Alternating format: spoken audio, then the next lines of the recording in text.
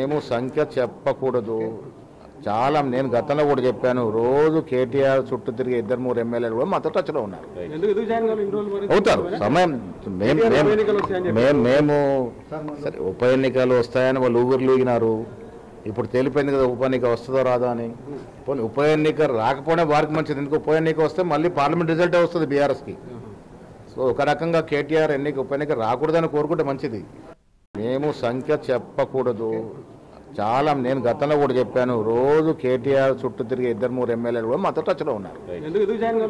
అవుతారు సమయం మేము సరే ఉప ఎన్నికలు వస్తాయని వాళ్ళు ఊగినారు. ఇప్పుడు తెలిపోయింది కదా ఉప ఎన్నిక వస్తుందో రాదా అని.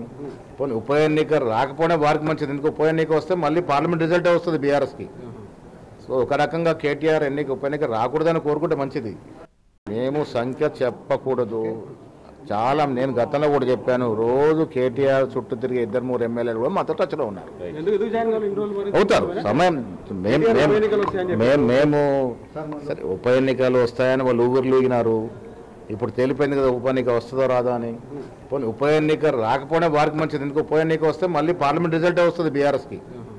సో ఒక రకంగా కేటీఆర్ ఉప ఎన్నిక రాకూడదని కోరుకుంటే మంచిది. అసలైన తొలి వెలుగు. ఫాలో వాట్సాప్ @తొలి వెలుగు official.